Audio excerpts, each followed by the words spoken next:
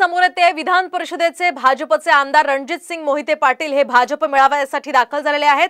शरद पवारांच्या राष्ट्रवादीचे हे खासदार धैर्यशील मोहितेंचे काका आहेत। दरम्यान माढा लोकसभेमध्ये भावाला या ठिकाणी मदत केल्याचा आरोप सुद्धा भाजप पदाधिकाऱ्यांनी त्यांच्यावर केलेला होता आणि या सगळ्या पार्श्वभूमीवर इथे ते भाजपच्या मेळाव्यामध्ये हजर राहिल्यामुळे चर्चेला उधाण आलेलं आहे। आताची ही महत्त्वाची आणि मोठी बातमी आपण पाहतोय।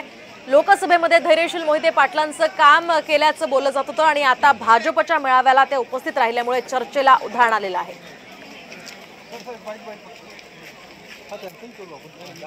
आपण पाहतोय आताची ही महत्त्वाची आणि मोठी बातमी। भाजपचं आज पुण्यामध्ये महाअधिवेशन पार पडतंय आणि या महाअधिवेशनामध्ये मोहितेंनी चांगलंच कन्फ्युजन वाढवलेलं आहे। मोहिते नेमके राष्ट्रवादी शरद पवार पक्षासोबत आहेत की भाजप सोबत आहेत हे आता स्पष्ट होत नाहीये। एकीकडे ते शरद पवारांना मदत करतात तर दुसरीकडे भाजपच्या मेळाव्याला उपस्थित राहतात।